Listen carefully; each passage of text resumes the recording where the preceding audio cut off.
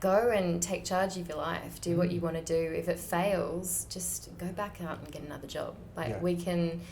We're too privileged here not to take the risk.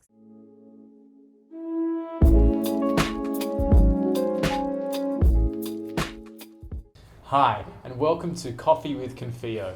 I'm William Freitas, and today's topic is business partnerships.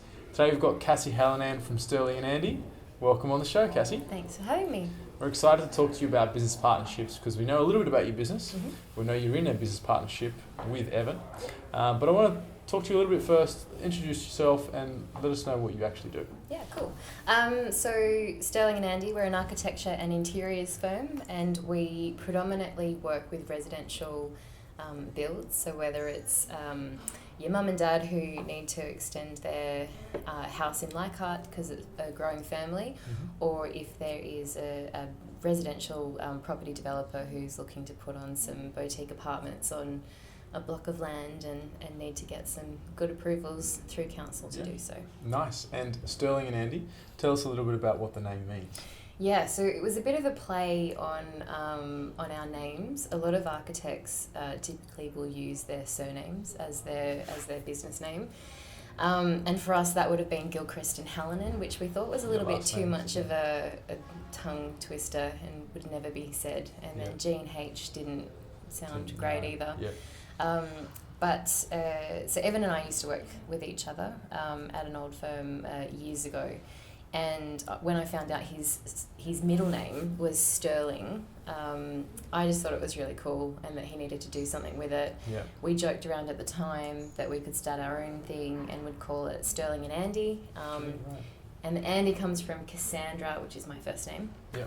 And mainly because I don't like my middle name. So So Stirling Andie. So Stirling and Andie. Yeah. And it's a great name. It has a great ring to it. So congratulations. Good work on putting it together. And I want to talk to you a little bit about how you came about, I guess, forming that business partnership. Obviously, you'd worked together, and obviously you developed a good relationship. Yep. But what had you choose Evan, and what had you, I guess, want to create a business with Evan? When we did work together, we were probably the most opposite in terms of how we would design something and what strengths that we would be bringing in from different aspects of our worlds. And so we ended up working really well together by chance when we were at the old firm. So if it got to the point where Evan was looking at the finishes or some internal things that were going on, I'd really help him out on the side, and vice versa. If I was looking at getting something through council that was a little bit more tricky, he would then be able to help me. Okay. So it was kind of an organic type of partnership that we were making when we were working together. Yeah. But how we actually started working together, or how the business was created, was I was heading up a company in Sydney. The main company was down in Melbourne, and I was part of a networking group of business owners, and I used to look at all of them and get really inspired about them going out on by themselves for starters, but also just having that ability to have the control as well as to where the company was going. And I also, at the time, wanted to get back into designing. I wasn't doing that so much in the role that I was in. It was more of a consulting thing. So I was having a bit of a life moment. And one day, walking along Avalon Beach by myself, which isn't typical. I don't typically like doing things by myself. Yeah. Decided then and there I'm going to go out on my own. I'm going to get back into designing homes for people. Nice. And I got my phone out. I called Evan and said, hey, going on my own, come and join me. Yeah. And we hadn't spoken for a really long time, actually. Okay. So it was a bit of an out of the blue, but we picked things up really, really quickly as if we'd been seeing each other every day. And he said, yeah, come and meet me at the pub for dinner and you can go through the business plan. I thought, I don't have one. I've just decided this right now. But we met up and we were really open about everything and nice. And do you find now that you've created your own architectural firm, you're designing with more passion and purpose because it is I guess, your legacy that you're building as well? Yeah, it's ours. It's Nice. people don't know, but it is our name. It's. I think that we've got definitely a lot more freedom, and we're able to give it the time that it needs as well, because we're not so worried about the billable hours, or I mean, it's something that we have to take into consideration, obviously, from a commercial point. But it's definitely taken a lot of that pressure off, and it's providing better outcomes for us. Yeah, and you can probably even get a little bit more creative with no pressure on you. And I think it's the taking the time to take the details. I was listening to another designer this morning, actually, who part of their process is it's like, okay, let's do all of this work up front, and then we actually need to leave it, and we need to take a little bit of time away from it so that we can come back and reconvene. And I thought that's exactly what we need to do as creatives as well, which we haven't really been able to do in the past. But yeah, it's been good. Awesome. And take us through a little bit about the process of the both of you forming the business partnership. The reason why I asked the question is because there are so many viewers out there who are either considering opening their own business with a partner, who want to have that support with someone else being there with them, and they want to know what you went through to consider that process. So what did you think about or consider when you went into that partnership? First off, I mean, it was the knowing mine and Evan's personalities, our strengths and weaknesses, that we balance each other out. But it was very much, it was as if we were going into a marriage with each other, really. It felt like that. We were with our accountant and signing all of these forms, and we actually took photos thinking, this is a monumentous day. But it's setting up the rules. Setting up the rules of communication, setting up the rules of what happens if something goes wrong. Because even though, you try and put everything in place so that doesn't happen, when it does, that's when you want to be able to rely back on happier times to say, you know what, at this point, this is what we anticipated and this is what we can do now to get through this. So shareholders agreement. We met with a lawyer first off when we were looking at joining things, because we wanted to check a couple of other things. And he actually said to us, you guys, I can see that you guys get along really well, and I can see that you guys really trust each other. To save you money now, because we didn't have any money starting off, or we had to put it into the business to start everything else off. He just said, make up these rules for your first directors meeting and minute them, and then they can come into place. Which is what we did, because we didn't have the financial means at the time. But since then, we've got a shareholders agreement in place, because we also know that if shit hits the fan, it's going to be ugly, and it doesn't need to be. I think it's super valuable, setting the intention is what I hear. Setting the intention of what you want to build as a partnership, what you see the company looking like in 5 years' time. Because it's funny, people go into business thinking we're creating a business to make more money. Not everyone goes in with that one intention. Some people may want more time, some people may want more money, more flexibility, and that may not align. So I completely get that. Setting some rules in your first directors meeting, legals aside with the shareholders agreement, just setting that intention. Yeah, just to have that, but in writing, so that it can be something that you can then refer back to as well. Okay. So if you don't have the funds to do it all legally, at least have something in place, which was really important for us as well, because it also, it then got us asking the questions, like what you said before, why are we starting this business? For me, it was more about control and the ability to earn more money. For Evan, it wasn't. Right. He wanted to have a really nurturing work environment, which he can create being a director, but his financial goals are not as I guess as strong as mine. Interesting. So how do you balance that? Because obviously I'm presuming a situation where you want to drive further and further financially. And, you know, obviously the both of you sound like you're yin and yang, strengths and weaknesses, and you at some points in a project will need him to deliver on an element, whatever that element might be, because that's his strength. And I can see some tension coming up there. How do you balance that? It's all in communication and also educating each other. I think that to start with, we've got a really good connection in terms of we really respect each other. Nice. And we respect each other's ability to have opinions. It might not necessarily mean that we agree with each other. We can both go on to pretty big rants about things, Evan in particular. Not throwing him under the bus. Not throwing him under the bus, but we've got that in writing. We it's love fine. you, Evan. It's all good.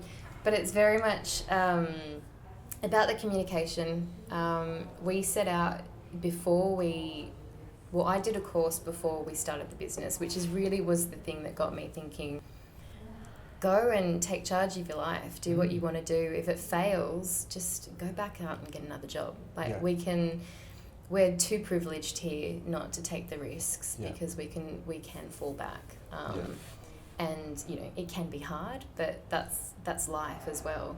But it was very much about then me knowing what makes me tick. And I got him to do the course as well because it was very much about how we can communicate with each other so that when we're getting, you know, a bit touchy or, you know, it starts getting tense, we can stop that in motion or at least alleviate it. Most definitely. Communication will definitely be key, and I suspect the both of you were very good friends before you entered the business relationship, and any good commercial lawyer will put it perfectly and say, you know, how much is this relationship worth to you? Yeah. You know, it might cost you $3,000 or something to set up a shareholders agreement with a good lawyer. And that might sound like a lot of money, especially when there's no revenue in the business and the business is starting and you're not even sure if the business is going to take off. But, you know, I've seen situations where, you know, that can happen. The negative can happen where the intention's not set. The intention's not set, or other things aren't put up in place for things that happen out of our control. Yeah. So, I mean, we've got things in place within that shareholders agreement that if we start disagreeing, what happens? And particularly when we were starting to get new staff members on, it was like, is this going to change things? How is this dynamic? Because anytime you bring somebody else into a dynamic, it does change it. So that's in your shareholders agreement as well, like bringing on staff and what would happen in that sense? Yeah. Yeah, wow. That's something that's so overlooked, I think, by people. They think it's an agreement between shareholder and shareholder, and they don't consider elements of like what happens when we hire someone or you know, we need to fire someone, whatever it might be. Or what happens if we want to bring somebody else on to partnership as well. Yeah. How do you table that? How do you value that? Yeah. And where do the percentages lie and who wins the argument? Me. But it, you know, all of that type of stuff is put up into place, but also the stuff that you know, we've put into place that should something really drastic happen to either Evan or I, you know, if I was to pass away or if I was incapacitated to work, my mum can't come in and take over. Which was you know, a big thing for both of us to have in place, because we've also seen a lot of businesses where you know, a partner has come in, a wife or a husband has come in, and the business hasn't survived because it's a different person. Yeah, definitely. So if you were to summarize it for, I guess, the businesses out there who are currently thinking about going into business with a partner and a business partnership, what would you be recommending? I would recommend know yourself really, really well, so that you know what works, what doesn't, and then be able to communicate that as well. And have a bit of a session with your business partner so that they can do the same, and that's on the table. Super important. And shareholders agreement. Like, have it in writing, have your intentions in writing, and it means that you can always refer back to something from good times, but it's also when you get into that trickier situation, you've already got a path that you can take, and it just makes life easier. Perfect. And is there anything that you'd recommend for businesses who are already in business partnerships, and things that you've learned along the way with Evan and yourself that helps others to take their business to the next level? Communication's obviously one of those things. Yeah, communication is key. Definitely key. Is there anything else that you would potentially recommend that they consider to be able to take their business to the next level? I don't know. Communication would definitely be one of those. Yeah, and if it's not delegate, working, for example? Delegate. Again, that was kind of set up in the beginning. It was very much like for Evan and I, we knew what parts of the businesses we wanted to oversee, and we kind of put the hats of those areas on, and again, in writing. I'm obsessed with in writing. So like I look after, marketing, accounts, the actual business, the networking. Your strengths and his my strengths, and he's very much the head of architecture.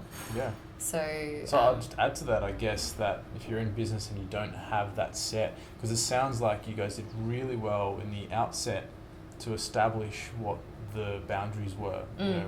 This is your domain, this is my domain, and this is how we're going to work together. And we were really, again, why we work well together was because those strengths and weaknesses are opposites. And so the things that I wanted to do, I was able to take on and be head of that.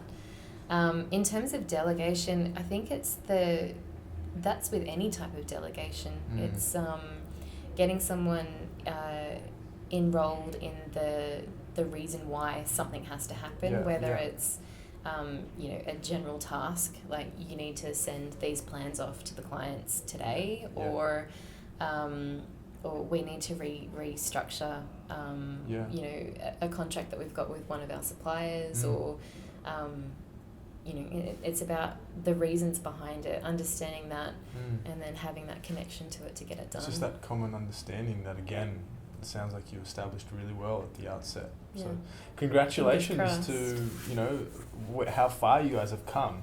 We've definitely witnessed your journey, and it's been fantastic seeing how much you guys have grown. So feel free to check them out, guys. It's Stirling and Andie. Thank you for coming on the show, Cassie. Thank you for having me. I can't let you leave without the Confio confession, which is something that nobody knows about you. Yeah. Tell us what that might be. I'm super scared that I will have twins. Yeah, right. I'm a twin. My twin has twins. My sister has twins, and I've got more cousin twins and auntie twins. So how many in your family? 7 sets, 3 in my immediate, and it's just a bit scary. So you're definitely guaranteed to have twins. No. Love that. All right, guys, thank you for tuning in. That is Cassie Hallinan again, talking about business partnerships.